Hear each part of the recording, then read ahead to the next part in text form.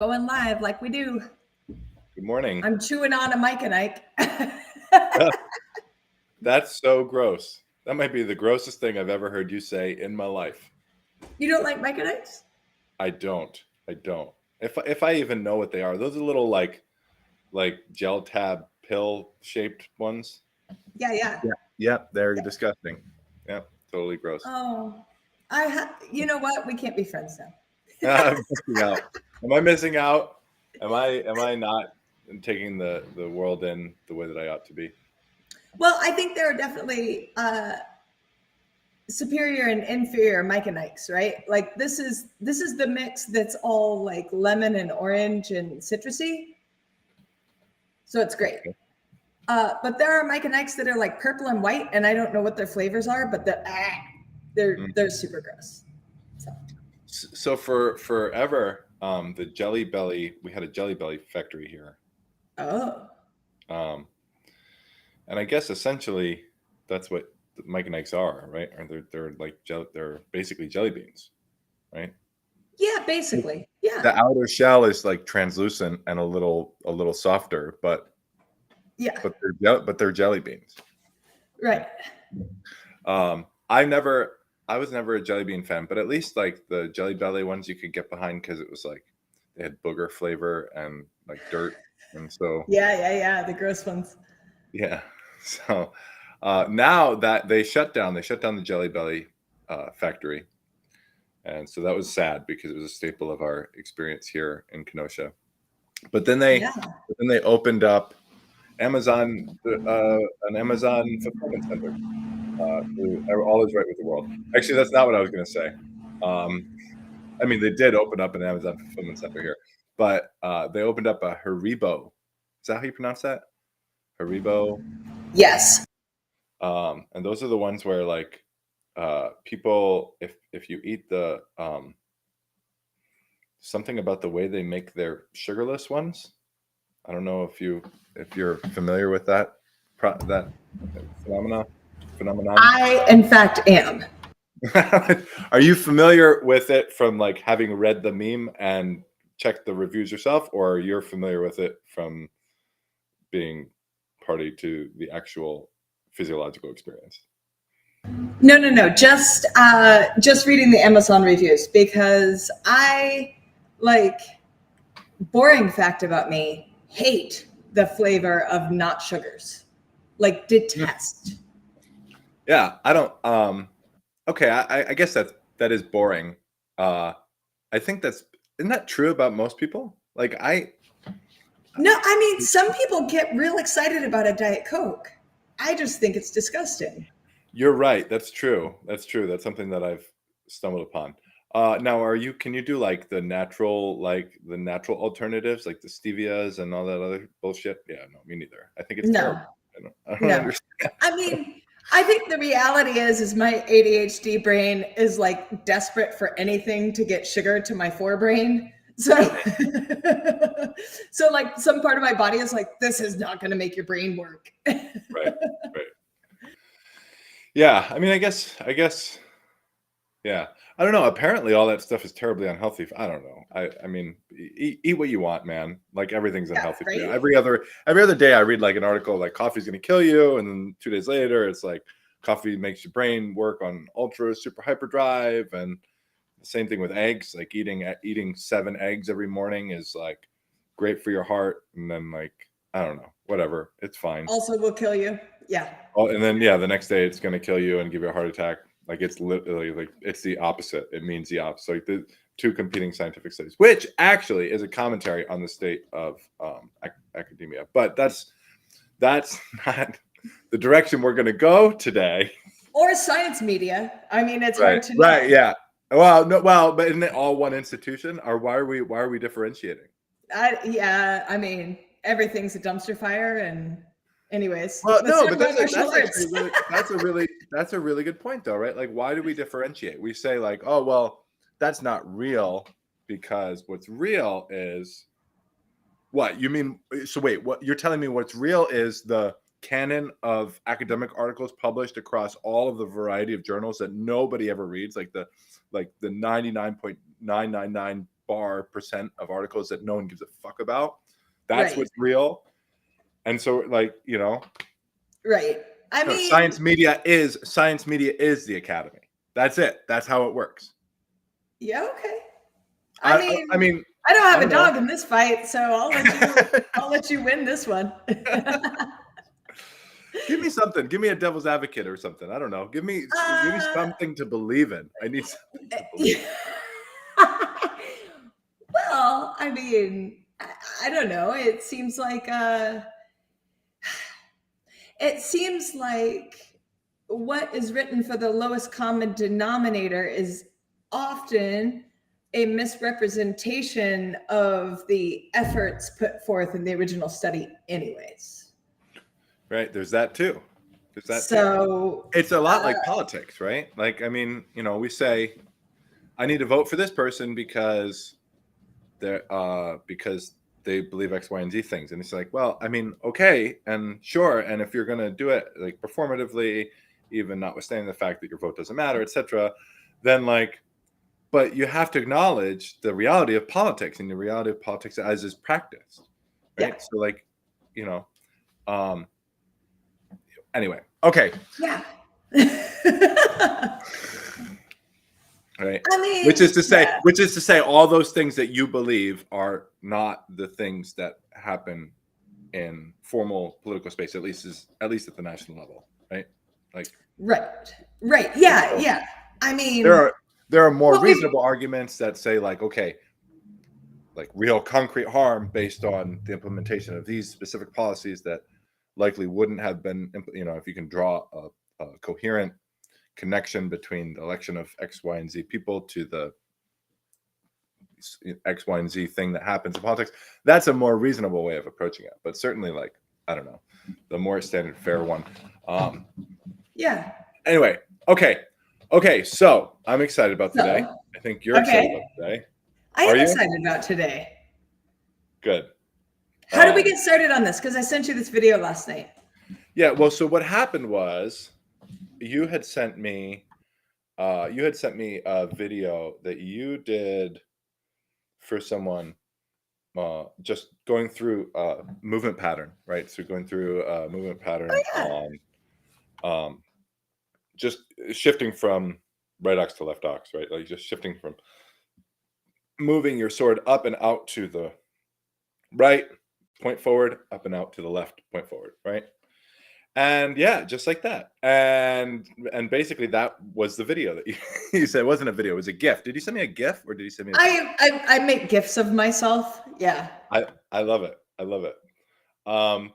And so I think you had sent me the video for just to compare the movement pattern to like some wrestling movement pattern. We were just talking, like it was just like, hey, look at this. I was doing this and then I realized like, oh, it looks like this or whatever. I had responded because last night during fencing, we spent, you know, often when we start fencing class, we just do some warm-ups and it's just a basic movement pattern to try and identify deficiencies shared amongst the group, right? So like it's not necessary, it's just the movement pattern itself is pretty benign or innocuous. It's just doing a thing, but it's really it's like, okay, where are people having trouble with this so that we can tailor the lesson to that particular aspect. And the aspect that we were contending with in this moment was we're just doing cross cuts, right? So we're just doing like a cut from the left and a cut from the right, and how to move your body in those moments, right? So like how to bring your hip forward from the direction you're cutting from. So if I'm cutting from the left, I want to bring my left hip forward, even though this is rapier, right? So we're standing with the right foot forward. We cut from the left. We bring our left hip forward into what some might call a discordant posture, right? So like my right foot is forward, my left hip is forward. My sword is on my right-hand side. Then bring it back up and doing it with a withdrawal step. So there's a lot of stuff. It's a compound skill, right? So first of all, you have to know how to keep the sword centered throughout the entire action. So as I get here, my sword is in line, my hilt, my point, my chest are all in line, perpendicular with my shoulders. So then as I move, my shoulders move, the plane of my shoulders move, the line stays perpendicular the whole time. So it's just this, right? And then this, boom. That's all we're doing, right? But then we added some footwork to it, right? So the footwork, the only footwork that we had was refusing, right? Or, gathering back the forward foot and then stepping forward with the next cut. So it's as simple as, and I'll just show it to you here, because why not? This is a martial art. Why not? I'd love to see it. Here, my sword is here. I cut from the left. I withdraw my right foot. My left hip comes forward in this cut, right? Yep. And then I'm running out of room here, but then I cut from the right and do the same thing, right? So here, boom. That's it. That's the movement pattern. It's a compound movement pattern. A lot of moving parts. Not an easy thing to do. Discovered a ton of deficiencies, and we talked about the way to break it down. So, like, first of all, if you can't do that at all, then stop doing all of it, and do just don't move, or you know what I'm saying. So just don't move your feet. So then just do the sword and just get used to that. And do that for, we say, 2 minutes, right? And then if you move past that, that's fine, but just stick with 2 minutes and see if you can't just drill that out for 2 minutes, and then do the footwork. So, like, what's the footwork? The footwork is just stepping forward and back. Okay, stepping forward and back, bringing the opposite hip forward, right? So I step back, I bring my left hip forward, I step forward, I bring my right hip forward, and just do that. Do that for 1.5 minutes. And if you get good at that, then you can add the blade work. Or maybe you don't add the blade work because that's too much. Maybe you just add an extension, right? So I'm step back, I withdraw my hand, step forward, I extend my hand, step back, step forward, right? You do that for 1.5 minutes. You're at 5 minutes. What do? You stop, because that's the way you should practice. That's the way anyone should practice. You do 5 minutes a day, right? You build up and you grow, your competencies. And then the next day when you come back, you might notice that after about 30 seconds of doing the first part of the drill, that you haven't screwed up once. And you say, okay, I can move on now. And then you do that with all of your competencies. And now, before you know it, you're accomplishing the whole thing in 2 minutes. You've got 3 minutes left over. And now it's time to start looking at what else you can develop. Right? Absolutely. And so that's what we were talking. And mostly that lesson was about how to drill, right? So how to take complex compound skills and break them down into subordinate components so that you can develop the proficiency in those, or the competency in those, and then how to program out your training over the course of several weeks or whatever, so that you can optimize the use of your time. And then the last part was like how to not burn yourself out, right? So all of this is relevant, right? Because we're going to talk about other ways that this protocol is manifest in a second. I'm putting you on blast right now. But no, you got it. So like how to program your training in such a way that you're willing to do the work. And even if you're like too tired, it's like, I don't know, I don't really want to, like, it's 5 minutes, dude. There's no sword required. Just get up off the couch and just step forward and back for 5 minutes, right? And it was great because I watched a lot of growth in that amongst all the students. They were doing a really great job. Okay, so then, and we're going to come back to this in a second, but we're going to connect this. Yeah, absolutely. We're going to connect this to what you're currently engaged in, right? So you've introduced a new practice into your art, into your life. Oh, yeah. I'm really excited about it, and I think it sounds like you're really excited about it. But you said something yesterday that I think is relevant to talk about. But let's catch everybody up, right? Okay. Well, yeah. So I've when I was a kid, I played violin, I played piano, I danced, right? I did a lot of music-centered stuff, and music's always been super important in my life. Like I listen to a ton of music and a wide variety of music, and I jokingly call it, kitchen ballet, because often it involves a glass of wine and like some music, and then I'm just doing ballet in my kitchen to, the limits of my capability at this point, right? So anyway, so this is just me. These are the things I do. And so I wanted to start bringing music back into my life. So my kid had this leftover $12 ukulele. And it was an instrument sitting there that I could pick up and start playing. So I have been, and I have quite a lot of musical friends and a lot of friends that play Americana and, kind of that style of Appalachian country that's, weirdly relevant to the kind of music you play, right, James? Like there's definitely a connective thread. Yeah. Mm-hmm. Yeah. Oh yeah. So anyway, so I've been picking up ukulele. And then after a few weeks of screwing around with this very cheap ukulele, one of my friends lent me a nice one. So nice. And like always, you guys, like if you feel like, man, I suck and I'm not getting better at this, double check that your tool isn't trash. That is so, oh my God. Did we talk about that? I feel like I had that conversation with somebody. I know I had that conversation with someone in the last week.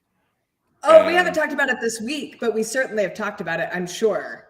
Right. At some point. But like that insight right there is just so unbelievably important. Like if your tool is trash, then it's going to be way harder for you to make music with it or do whatever it is that you're trying to do with it. And there's no actually, I think it was in the context of weightlifting. It's like people who lift with a belt versus people who don't lift with a belt. Like, well, people who don't lift with a belt say, well, I don't want to lift with a belt. And it doesn't really matter because if me putting on a belt makes it so I can lift more pounds or whatever, right? Then the belt is adding those pounds. I'm not really. And I'm just as strong with the belt or without the belt, right? I'm just doing the thing. And like, that's not exactly right. Like, you're getting something out of using the belt beyond just that you're using, you know what I mean? Like beyond just that you're increasing the amount of weight on the bar, right? Because that weight is really there. Yeah. Right. But anyway, but then that sort of segued into this discussion of like how it is and why it is that having the resources to perform at the best level that you can are so important because of validation, right? And because of progress, being able to really see your progress is a motivating tool. And if you work really, really hard, let's say you work really, really hard to lift without a belt, right? And you get up to however many pounds. It's like, okay, but if you lifted with a belt, you would have had more weight on the bar. And so you're just working harder. You know what I'm saying? Like for not like, I don't understand. Like, okay, you can say, well, it's all doesn't matter. It's all trivial. It's all just me getting further along in my practice. But like, I don't know. That's not. Yeah. Well, I think a good sword analog is, I have this Albion Tallhofer, right? That was gifted to me a long time ago.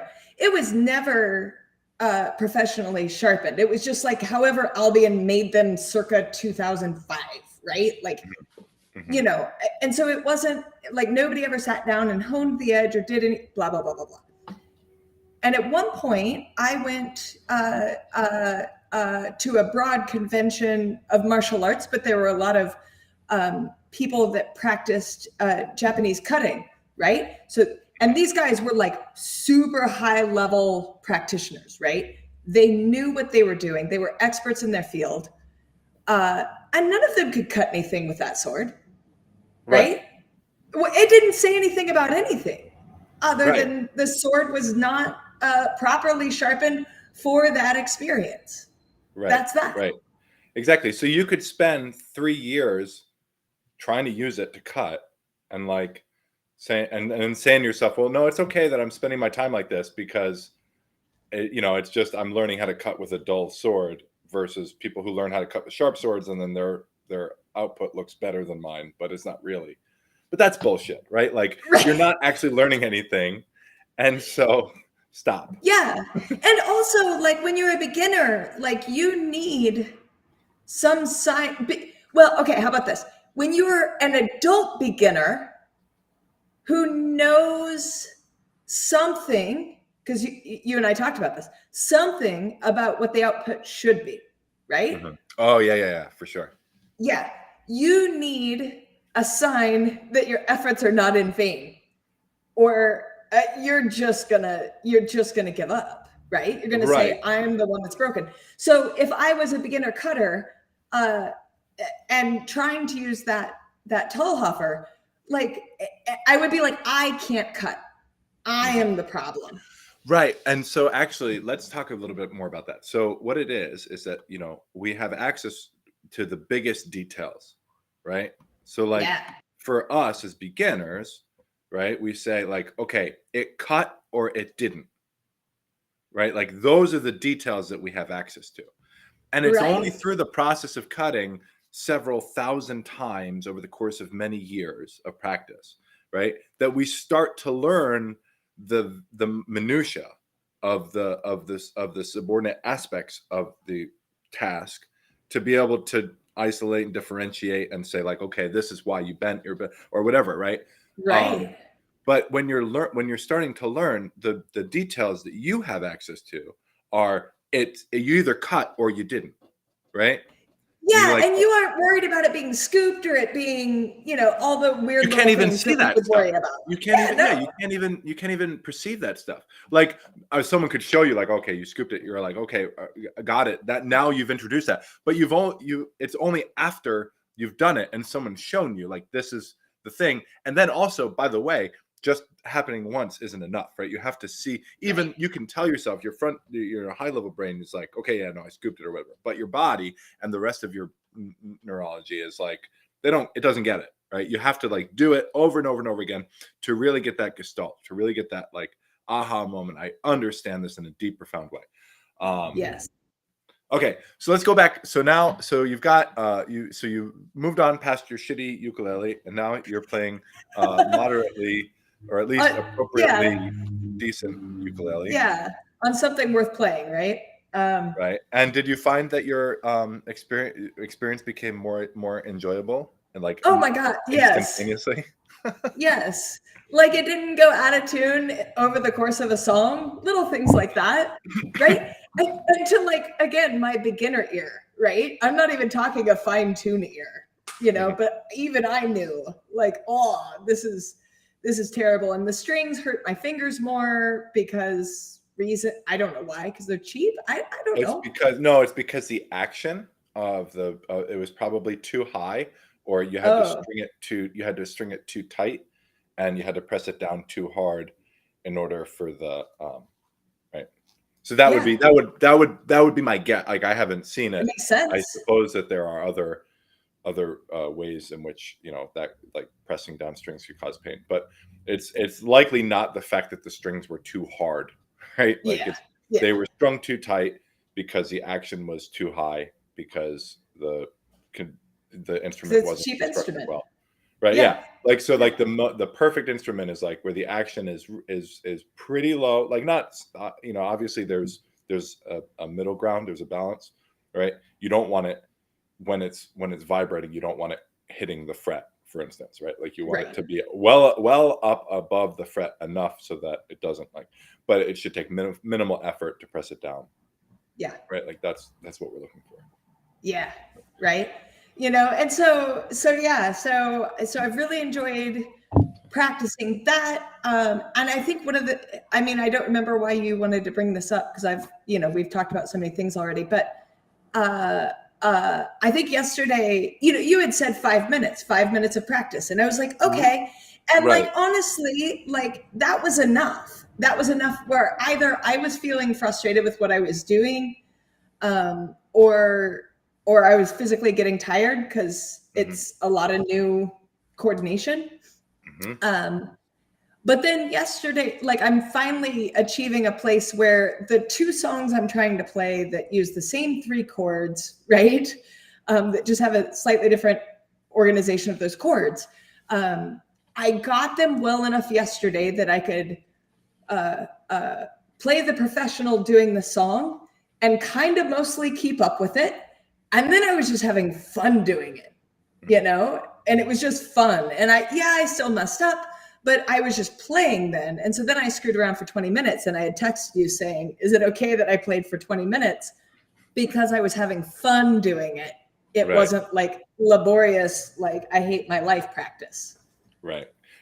And so like, 5 minutes a day is for all of the reasons that you already said, right? Like you're going to get tired. You're going to stop improving, right? You basically, there's diminishing marginal returns the longer you practice, right? So we say 5 minutes a day. It's not, that's a round number. It doesn't have to be that. Really, it's just putting practice in every day. So 5 minutes is an easy thing for us as humans to get our mind around. Right.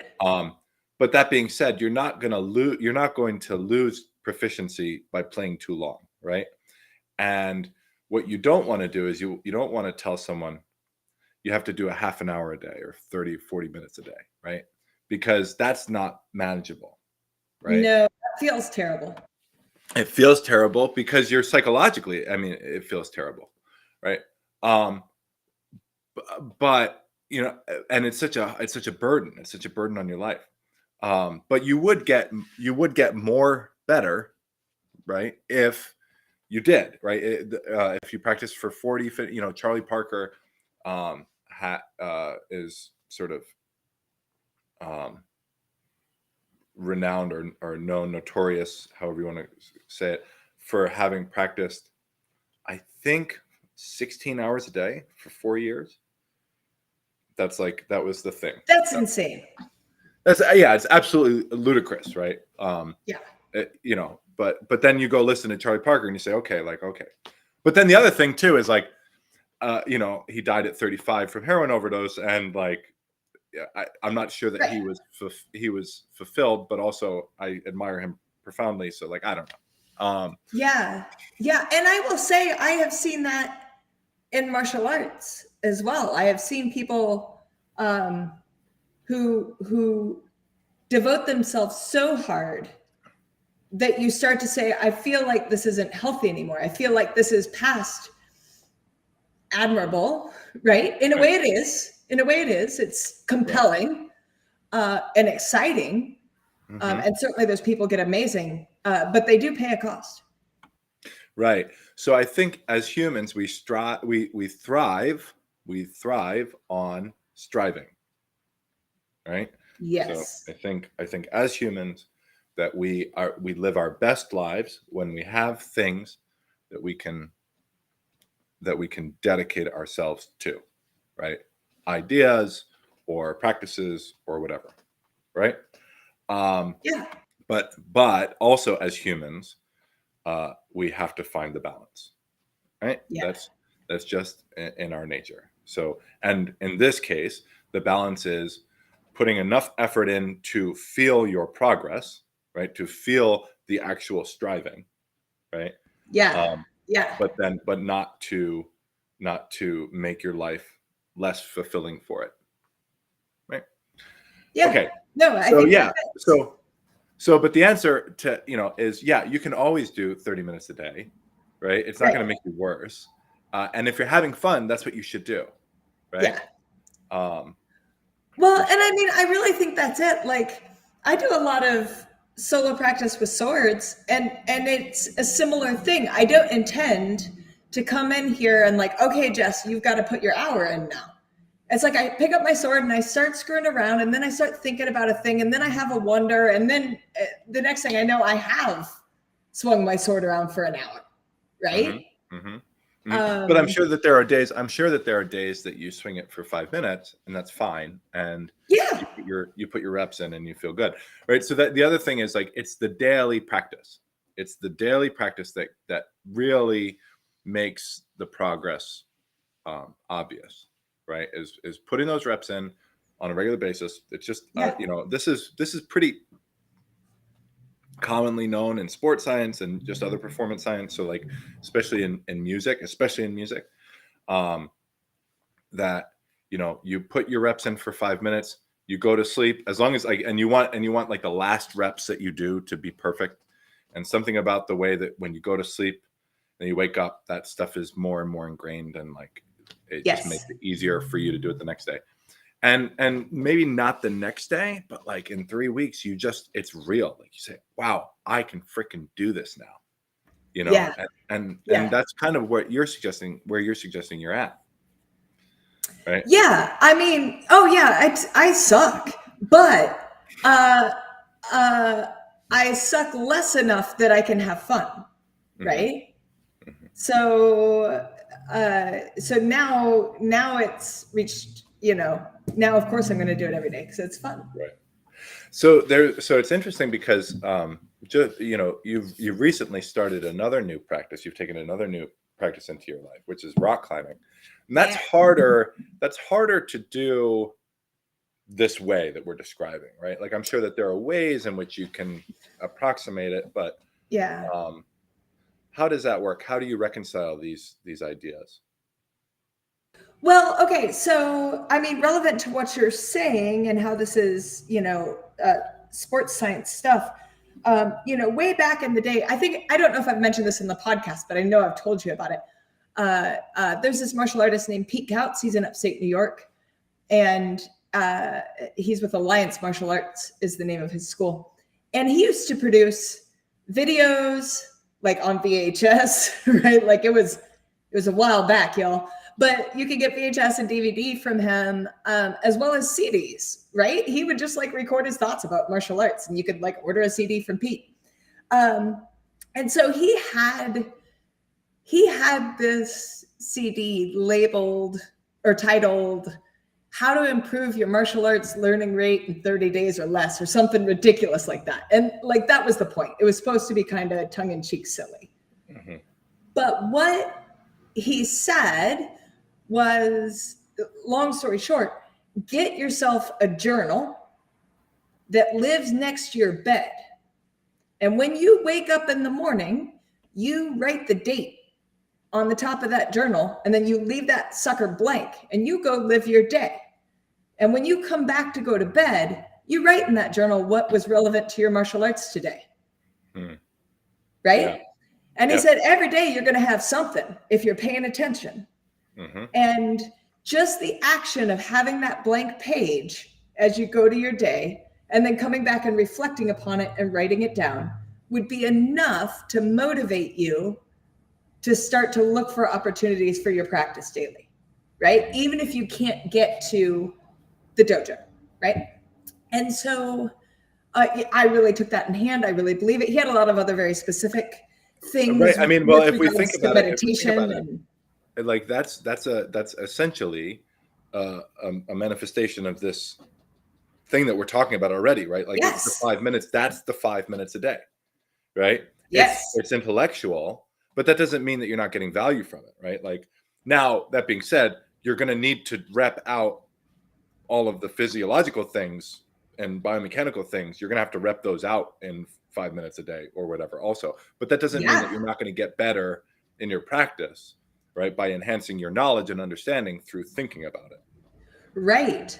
And, I mean, neurobiologically, imagining doing a thing and actually doing the thing run the same neurons anyways. For sure. So it's not going to hurt you to think about it if you can't do it. Right. And in fact, it will enhance, as you say, though, like in rock climbing, right? I can watch a video. Like this is kind of what I do. Like every day I'll watch myself a video or two on Instagram or YouTube or like wherever I can find a little video. And then I think about what I saw the person doing, and I think about my recent challenges, and I maybe, I will shadow box my way through stuff often. And, again, it's just a way to kind of get all that connection. But as you say, like when I come to the gym, either my fingers are going to have the strength to hold that bad boy or they're not. And the only way my fingers are going to get strong enough is to hang off that wall some, Yeah. So that's what I'm doing right now, because the good climbing gym is an hour and 20 minute drive. So I really can only get there once a week. Right. No, but that's perfect, because I think that's so tremendously useful, especially for any HEMA people that are still listening to this podcast after all. Yeah, this is how you do it, right? Like this is so back in the olden days when we were all basically just like trying to connect with each other over online forums, and didn't have real people to talk like in the same room about this stuff with,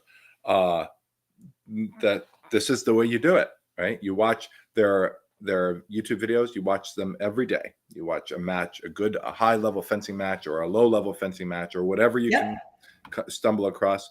And it's actually, I want to say, it's important to find fencing matches that happen at your level, right? Yes. Like it's good to watch high level stuff because that will give you an idea of the possibilities. But there are too many details and the action looks so different than what you're going to experience that it loses a lot of utility. The best thing to do is watch a fencing match where you know 90% of what's going on, right? You watch so that you can see the things that are happening. And then when you see something when you see some singular or, something that seems to happen from out of left field, then you can stop and think about that rather than it's just one in a sea of thousands of things that are happening that you don't really understand, right? Yeah. So watching a fencing match that happens at your level on a daily basis and then just going through the motions, physiologically going through the motions or whatever, right? That's how you would apply this. Okay, so now we've musiced and we've rock climbed, and we're back to this discussion we're having about keeping your sword centered right through the entire action. And your video that you sent that was tangential to this or wasn't really the point of you sending it was like, oh yeah, that's kind of what we did today. Yeah. And then you sent me this other video. So tell me about this other video that you sent. Yeah. So this is I don't know. I don't know all that much about him other than he has a YouTube channel and I follow it because I've found some of his videos to be interesting. But I believe he does Shotokan karate, but the specifics of his study I don't know. He always has interesting things to share, and I like so much about his movement and how he tries to break it down for us, right? Because he's wearing, he's wearing a gi, so we really can't see his body, honestly. If he were in compression tights and a compression shirt, we would be able to parse a lot more with our eyes about what he's up to. But we can't, so he's having to describe for us, for instance, rotating on one hip versus another, which is so relevant to what you were just saying with regards to your cutting drill, Right. And also, okay. I mean, we've already made it 40 minutes into the pod, and so we started this with the sense that we're going to attempt to review this video. I'm not sure we're running out of time. Well, I mean, I think we should put it on. I think we should talk about it. Actually, why don't we do that now? So go ahead and load it up, and let's watch a little, or we'll watch as much as you want. If you have a thought, I'm going to try and control myself and just let the video play out for a while before I add anything. Before you excitedly interject? Okay. Yeah. Well, we'll see. We'll see how it goes.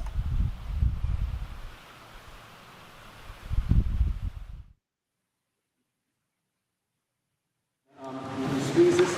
This is do we have this like audio? this, and I get this hand kind of jacked up like that. And when I strike, it has to be that this push is still going in when I arrive with my arm. What you don't want to do is you don't want to play out your step and then hit with your arm. You see what I'm saying? I want to feel like part of my arm going in is this leg expanding. Like.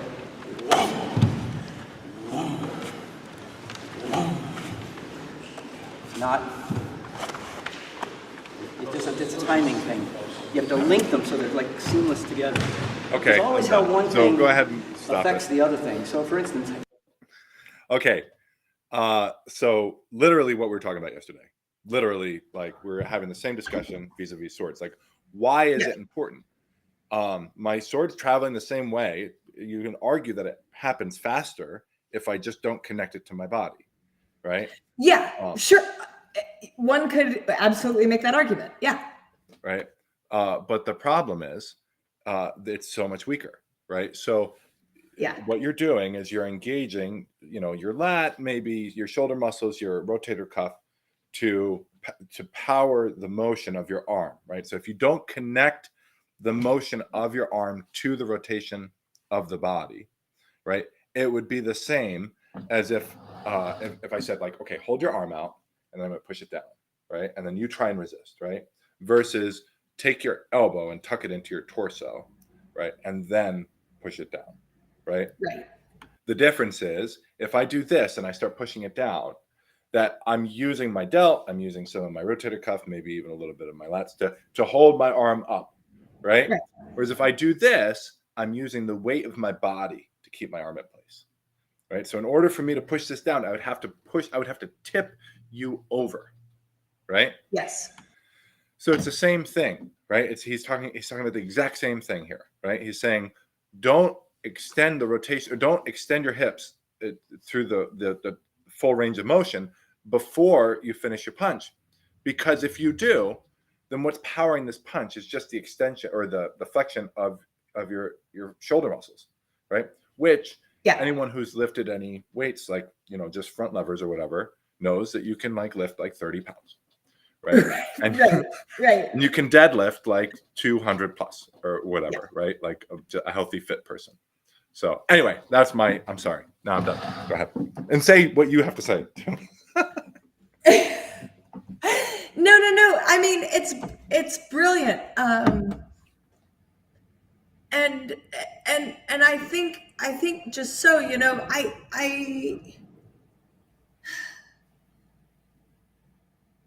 I think about often, we've talked about this before, but a drill that I'll have students do that's armored combat stuff, right? But like if you on sets and you've extended your arms and you wind your sword in under your armpit to drive, if you connect all, if you connect all of that with your whole body, torso, hip, goof. So you're not just like winding like, oh, I'm going to turn my hand. Mm-hmm. And then I'm going to try to push. You're not going to push anybody anywhere, right? Mm-hmm. But if as you're winding your right hand up, you're also bringing that hip in and driving with that whole right side. Now, not only does your wind not shorten, so that's an important piece, but you're putting the action of your body behind it, and then we started to get into that winding up, even though it's close, gets us into like what Greg Melee always called a strong angle, mm-hmm. that to have my arm fully extended is rather weak, again, because I can't engage anything of my body with it. Yeah. All I have to do is give myself a little bend. And now, even though there's space, I have that connection you're talking about that's the same as here or here. Exactly. It's a little weaker, but it's functionally the same, right? You can still bring your body to bear behind this. Yes. Right. Whereas if you're here, it's much harder to bring your body to bear. Right? Correct. And so, and I think the thing that gets a lot of people in a swirl about this is that they want everything to be at 11. And everything cannot be at 11. You will always give something up to get something else. So if you want the power of your body behind your strike, that means you're going to have to bend your elbow a little bit or whatever. You know what I'm saying, right? Sure. Or you're going to connect it to your body a little bit. It's going to slow you down, yes, but it's bringing the power of your body now. So is there a time to just cut with your arms with no connection to anything else? Yes. Pretty sure Lichtenauer said that. So do that. But the time isn't always, right? So maybe you shouldn't do that with your Zornhau. That could be a not great time, Right. All right, let's continue. Oh, we're going to continue. We're going to listen to him more. I have a technical glitch on my side. I can't hear him for some reason, but you can. So I think everyone else will get to. We're going to try this. How about this movement from, say, Heian Sandan, that movement right there, which can oftentimes look like this, right? Because people just use their arms. But what you want to do is you want to pull, pull, pull, pull. So whatever I'm doing, it's coming really out of the core of my body and not with my arms. You see that? So the hand that's coming up in my uchi-oke, I'm whipping this way. So that side is the one that's pulling in the direction of the motion and then pulling back. So there's the whip. But what happens with the other side then, I get this cut. So this is now cutting. So when you reverse rotate in a block, you're not pulling your body away, you're actually cutting in. Okay, and that depends, again, you have to know which axis you're rotating on. If I rotate on my front hip axis, I pull my body away. If I rotate on my back hip axis, I cut my body in. You see the difference? Okay, so something else that came up yesterday, right? It's so funny how relevant this is, right? Because literally we were talking about schnappen versus umschnappen, right? So these are umschnappen is a Meyerism, and it's an interesting idea that I can share with you another time. But the bottom line is, sure. We ended up talking about schnappen versus duplieren. Right. So the way that I conceive of duplieren is an extension. So is within the bounds of the framework that we just described, right? Which is the idea that we always keep our sword centered. So even in my duplieren, so I begin my action strong on my opponent's sword. The point is strong. I go to collect because their pressure is forward towards my cross, but sort of in the middle of my blade. I extend.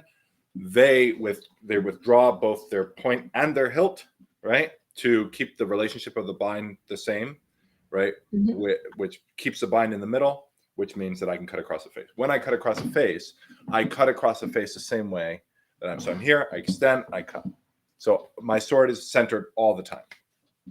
Right. Versus schnappen, right? So in schnappen, we'll just use the canonical Lichtenauer, right? So their sword is going this way, right? Yep. And I yield to the force of their sword, and I thrust downward, right, onto their sword, and then rotate my arms. It's essentially mechanically the way that I'm interpreting this video, a similar way. It's a reverse rotation in the block, right? I don't know if you caught that, obviously, but you could see what he was doing there, right? So it's and I've watched the video probably too much. Okay. So it's funny how that comes up, right? So it's there are these two different, this is a little higher level, right? So initially we say okay, keep everything in line, the point, the hilt, the chest, and then perpendicular to the line of your shoulders, and etc. Of course, that's not exhaustive. That's just the biggest details for the newest minds to this practice, right? Then as we get deeper and deeper into what the phenomena of fencing is, we see that there are other ways to behave that amounts to winning an exchange or whatever.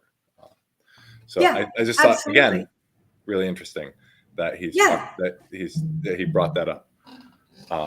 Yeah, right. And again, I think as you say, I mean, I conceive of both of those things a little differently, but your broad strokes argument there remains the same.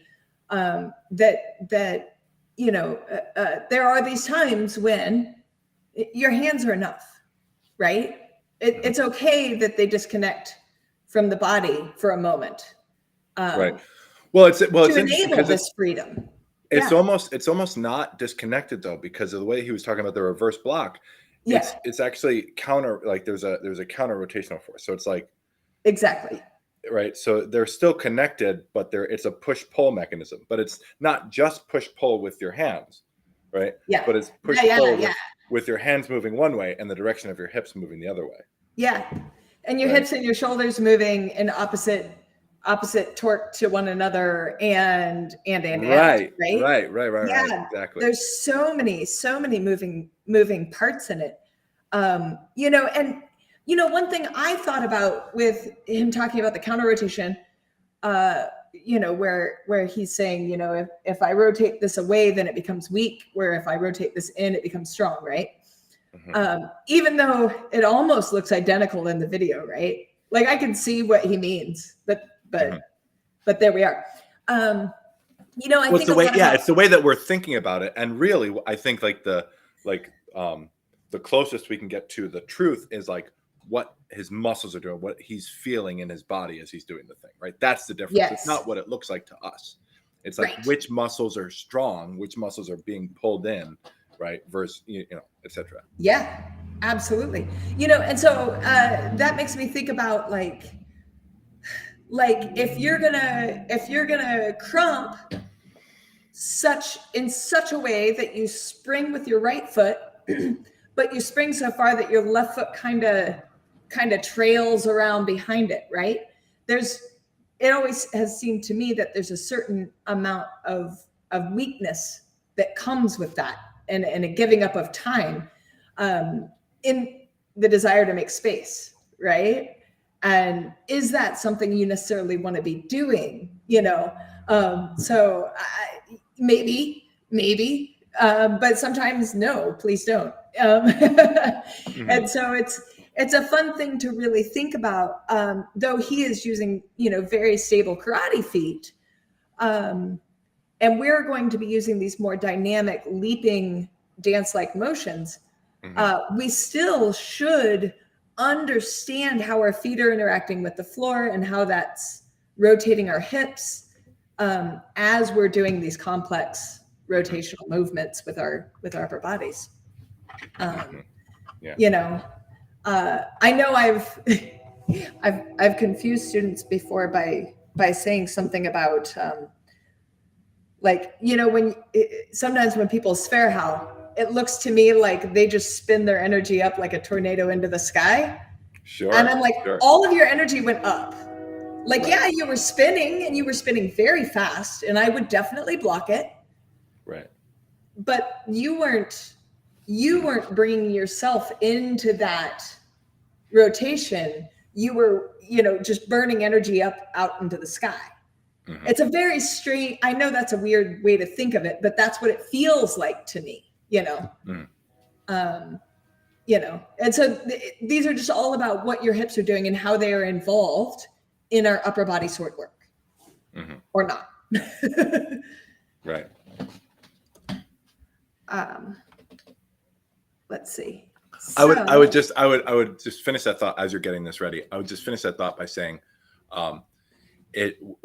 anytime we perform any action, right? So like someone asked a few days ago, in a group discussion I was in, basically they said, what's going on in this text, right? Can you hear me still?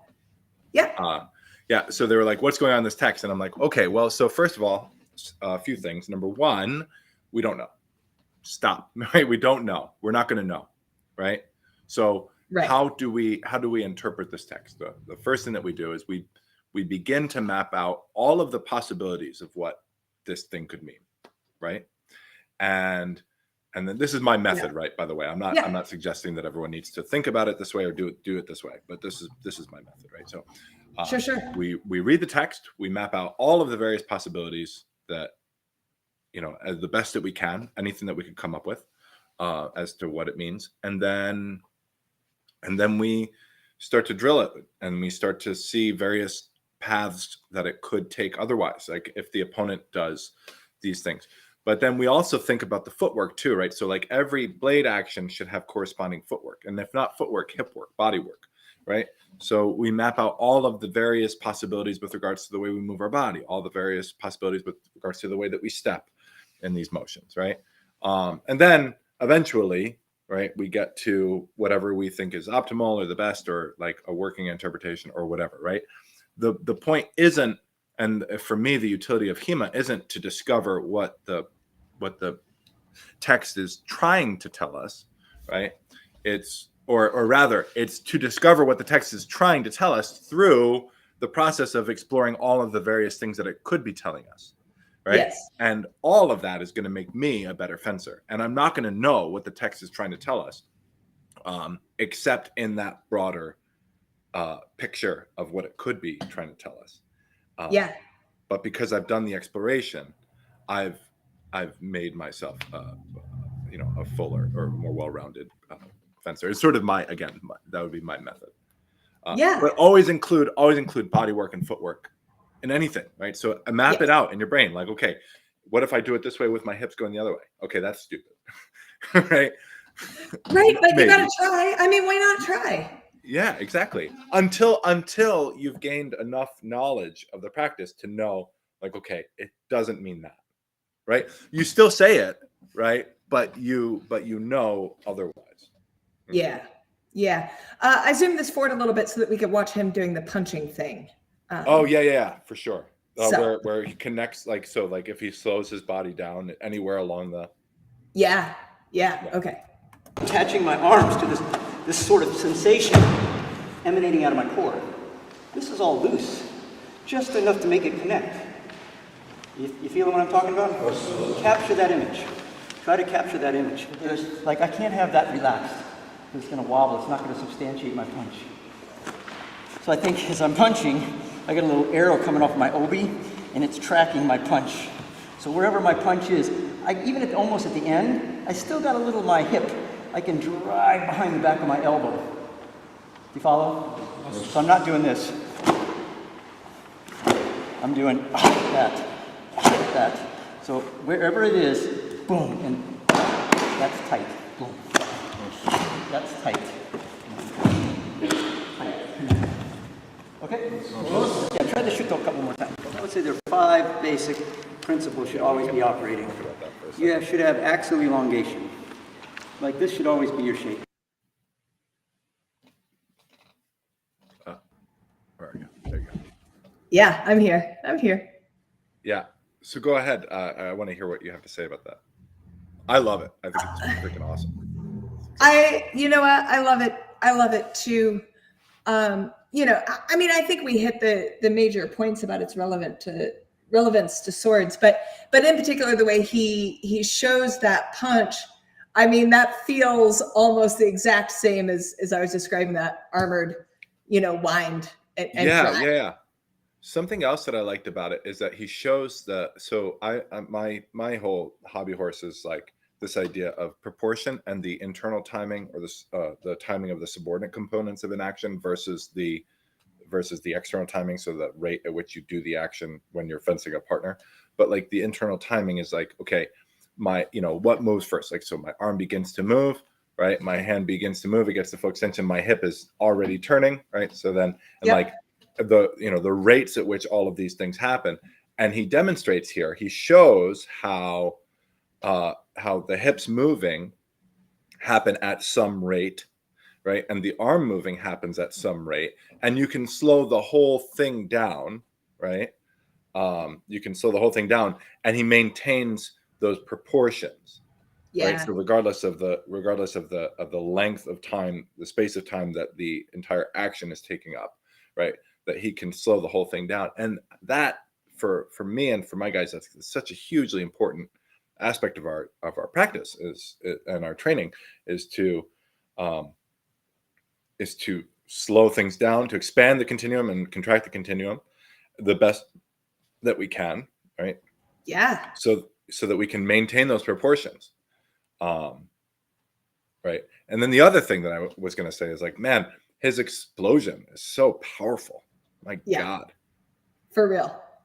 Right? For real. Yeah. It's beautiful, and it's explosive, probably because he does have that capability to go that slow, right? Mm-hmm. So there's no place where his body has a hiccup to try to figure out, on a micro. I mean, we're talking about on microsecond scale, but his body doesn't have any hiccups. It just goes smoothly where it needs to go, and everything is where it needs to be. And he's put in his reps. Right. I don't know if we talked about this before, but a musical colleague of mine mentioned one time that he thinks about it like if you watch Bruce Lee, like when he's teaching people how to play guitar, he says, if you've watched Bruce Lee do a kick, and then you see him do the same kick much slower, right? That if you take those two videos and you just dialed the speed on one of them to match the other, that they would look identical.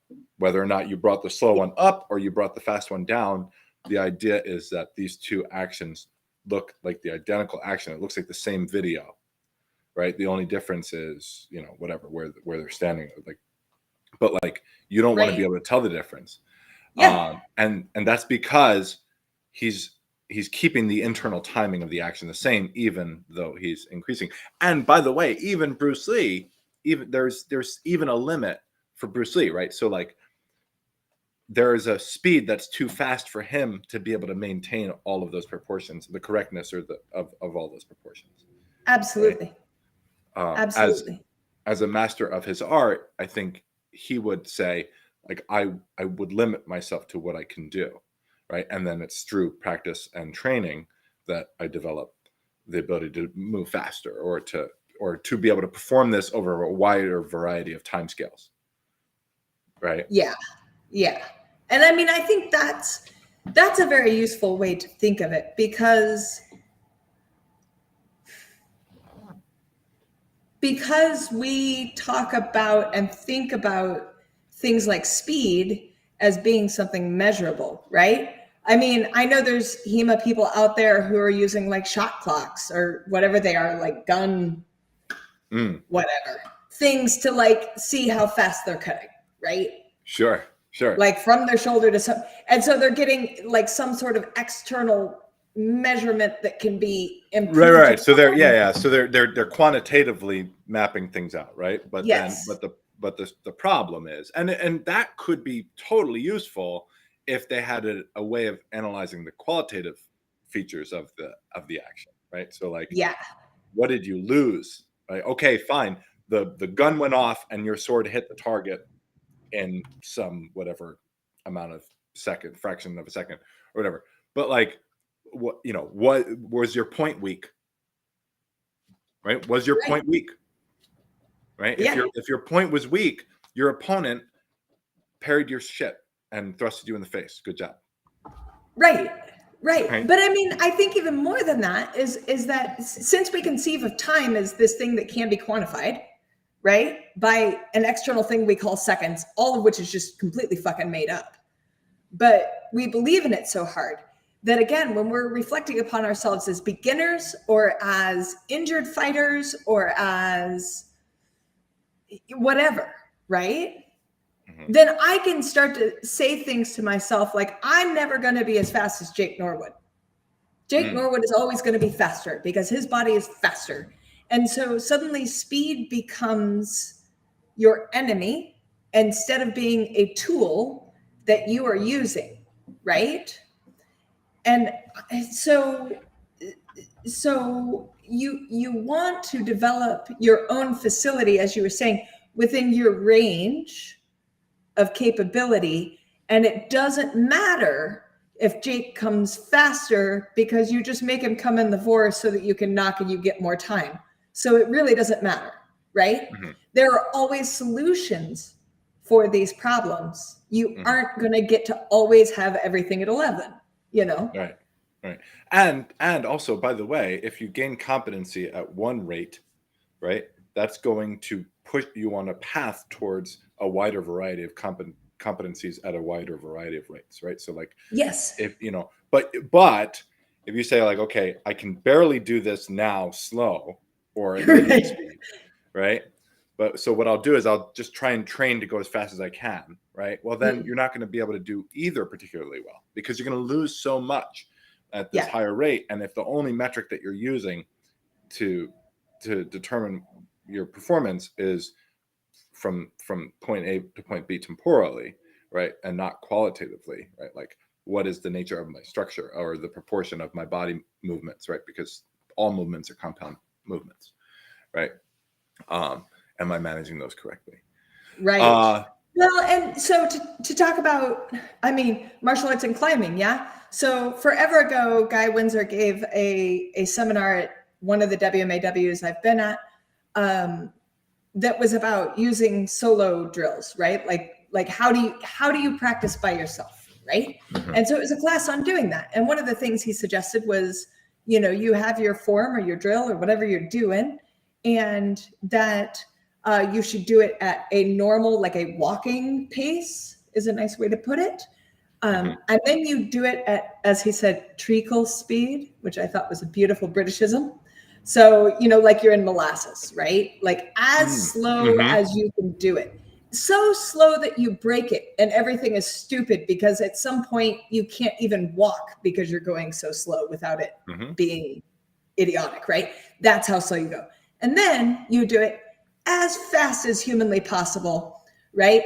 Until you break it, right? And then you go back to walking speed. And so you work through these 3 speeds over and over and over. And that you're going to develop facility in both directions. You're going to be able to do it slower and you're going to be able to do it faster. And then your walking speed will be smoother, right? And so this is the practice. And likewise, I was watching a video on how to get better, how to practice climbing, right? Because I like to go to the climbing gym and find something that looks hard and try to get up it. And that's really fun, but that's not practice, right? That's just, me having fun. Well, I would say that's not, I would say it is. I want to be careful. So I would say that's not training. Practice, but it's not training. Yeah. It's very, so yeah, training would be a methodical approach to improving a specific skill or attribute, whereas practice, can be just playing around, right? So, so it's practice, but not training.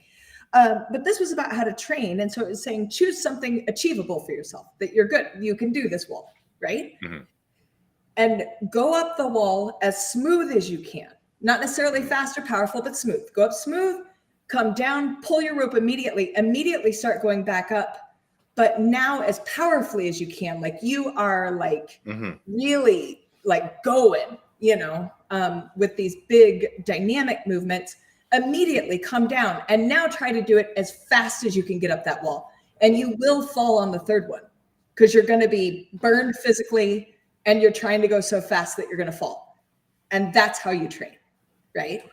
And I thought that was beautiful. Yeah, I think, and I think it's an extension of everything that we've been talking about so far, both in terms of like how to program, but also how to like. So how long would that whole process take you, right? Like those 3 reps. Well, depending on how people. Honestly, those 3 reps might be my 5 to 8 minutes. That's it. That's what I'm saying, right? And then that's it. You did your training for today. Now, if you're still enjoying yourself, go have fun. Right? Exactly. But also, if you're done, then you're done, and you can just call it a day and say, like, I have improved. And no, I don't see the improvement. I think that's such a thing that like we feel like we can't stop, right? We can't stop practicing, training, trying, right? Because we don't see any measurable improvement, right? And so, but the problem with that is it's not coming. You're not getting better today, right? That's not how humans work. You won't get better until you sleep. You don't get better until you sleep. And really, you don't get better until you sleep like 7 times. Like, like you got to, it's true. But at a minimum, you don't get better until you sleep. You're not going to, unless it's a knowledge thing, right? Yeah. Unless it's a knowledge thing, then you can say, okay, I will apply this knowledge as long as it's not temporal, right? So, but then if it's a temporal knowledge thing, then you have to be able to apply the knowledge at the speed which is required, right? To like get, so like we say, in a sword fight, if someone starts doing this, you can mitigate it if you just do this thing, right? Like, okay, someone could tell you that. And if they go so slow that you have the time to recall that information, then fine. All right, so listen, we started a little late today. Go I know we got to go, but I want to finish by saying a thing that I think is crucially important about this training is that in both of the examples I gave and other examples I've talked about in the past, and you have talked about, you must have a failure. You must have a failure. Yes. If you just did the thing and did it perfectly, you did not train anything. No. And this is also very hard for beginners. Yes. And at some point you hit that brown belt phase where you're really fucking sick of failing, right? But Yes. you know, that's that Yeah. too.